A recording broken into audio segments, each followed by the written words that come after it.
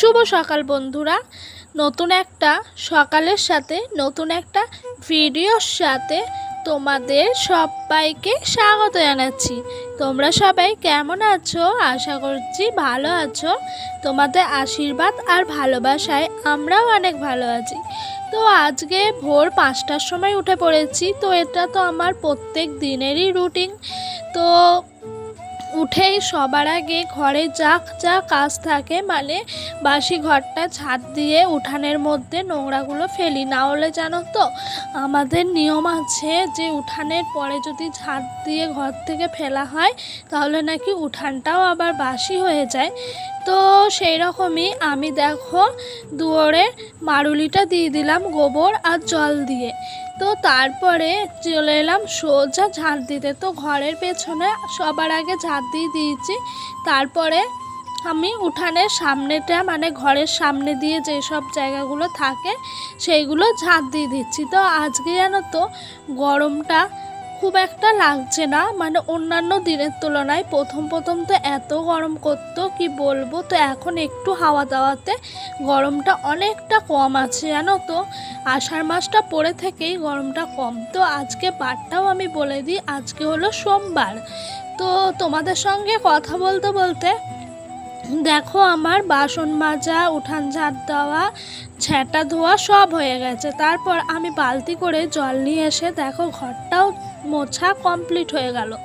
তারপরে জামা কাপড় ভিজিয়েছি।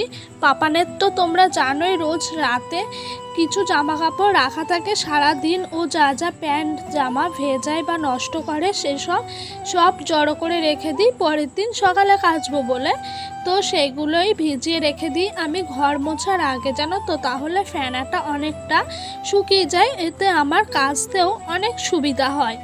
তো তারপরে আমি কুয়োর পাড়ে এসে ওর জামা প্যান্টগুলো কাচছি। তো এগুলো কাচতে আমার রোজ খুব একটা সময় লাগে না, কারণ 4-5টা জামা প্যান্ট একসঙ্গে নিয়ে আমি তাড়াহুড়া করে কেচে ফেলি। আর সেরকমভাবে কাচতে হয় না জানো তো, রোজ তো কাচাকুচি হয়, সেই কারণে আর কাচতে হয় না বেশি করে।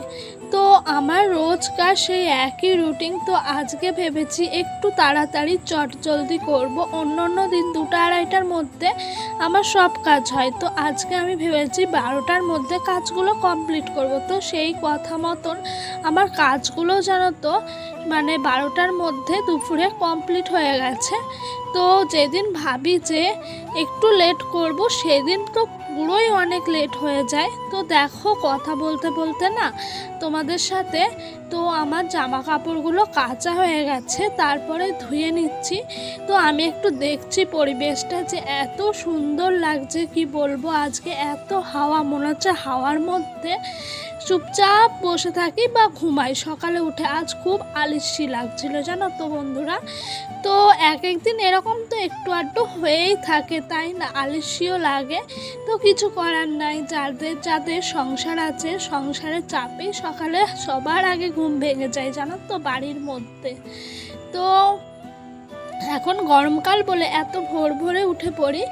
যখন একটু ঠান্ডা পড়ে, মানে অঘ্রাণ মাস বা তোমার কার্তিক মাসের দিকে, তখন থেকে আমি ওঠা কিন্তু একেবারেই লেট করে দিই। তখন আমি হয় 7টা 7:30, তারপরে 8:30 অবধি আমি ঘুমিয়েছি। এত শীত করে, আমাদের তো পাশেই মাঠ, তারপরে পরিবেশটা খুবই ঠান্ডা। তো শীতকালে খুবই কষ্ট হয় জানো তো, এত কষ্ট হয় তোমাদেরকে বলে বোঝানো যাবে না। মানে বেলা 10টা বেজে গেল কুয়াশায় ঢাকা থাকে। তো দেখো আমি কাচাকুচি করে মিলে ফেলেছি, আর কীরকমভাবে হাওয়া দিচ্ছে, জামা কাপড়গুলো কেমনভাবে নড়ছে রেখেছো। তো ঠাকুরকে রাতের বেলা শয়নে দিয়েছিলাম, সকালবেলা এসে ঠাকুরকে জাগিয়ে দিচ্ছি। তো দেখো পর্দাটা ধরে আমি 3বার টেনে দিয়ে ঠাকুরকে জাগাচ্ছি। তো এই যে ঠাকুরগুলো জাগা হয়ে গেল। তারপরে শাশুড়ি মা চা করেছিল, আজকে একটু দুধ চাই ছিল, কারণ ডোডো কাল রাতে দুধ না খেয়ে ঘুমিয়ে গেছিল। সেই জন্য যেটুকু দুধ ওর বেঁচেছিল সেটুকু দুধ দিয়ে আজকে সকালে দুধ চাটা হয়ে গেছিলো আমার আর আমার শাশুড়ি মায়ের। শ্বশুরমশাই তো নেই, সেই জন্য আমরা দুজনই।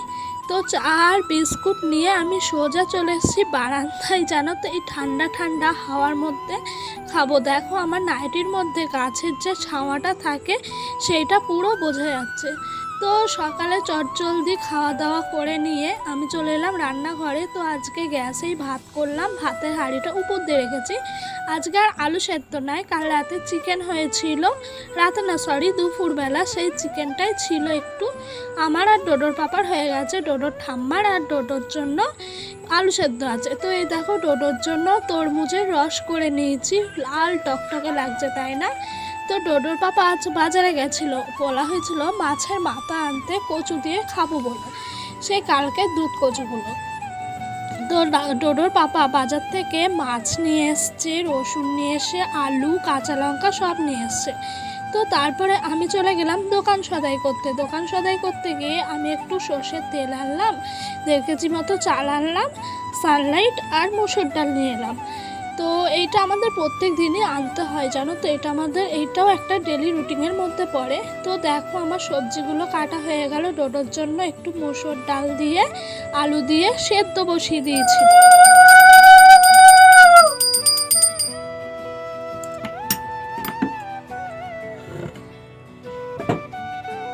তারপর পুজো টুজো দিয়ে রান্না কমপ্লিট হয়ে গেছিলো। তো আজকে বেশি কিছু রান্না করা হয়নি, করেছিলাম তোমার ওই যে উচ্ছে দিয়ে আলু দিয়ে ভাজা, আর এখানে আছে ওই যে দুধ কচু আর মাছের মাথা দিয়ে মাখা মাখা করে রসা টাইপের করেছি। এটা খেতে কিন্তু সত্যিই খুব ভাল লাগে। এই দেখো কচুগুলো খুব সুন্দর গলে যায় জানো তো। তারপরে এই দেখো আলুগুলো, তো ঝোলটা সত্যি অসাধারণ হয়েছিল। এই ঝোল দিয়ে সব ভাত খেয়ে ফেলেছি আজ। তো মাছের মাথাগুলো গোটা গোটায় রাখা হয়েছিল আর ভেঙে দিইনি, ভেঙে দিলে আর খুঁজে পাওয়া যায় না জানো তো মাছের মাথা। তো তারপর থেকে আর ভিডিও কন্টিনিউ করিনি। একেবারে সন্ধ্যেবেলা ডোডোর পাপা চপ পেঁয়াজি আর তোমার বেকনি নিয়ে এসেছিলো। এই দেখো অর্ধেকটা বেকনি, তো আমার শাশুড়িকে অর্ধেকটা দিলাম, আমাদের জন্য অর্ধেকটা নিলাম। এই দেখো আমি একটু চানাচুর দিয়ে পেঁয়াজ লঙ্কা আম তেল দিয়ে সন্ধ্যেবেলার মুড়িটা মেখেছিলাম। তো অসাধারণ ছিল জানো তো, মুড়ি মাখাটা খেতে খুব ভালো লেগেছে। তো বন্ধুরা ভিডিওটা আর বড় করছি না, এখানেই শেষ করে দিলাম। ভালো লাগলে লাইক কমেন্ট করো।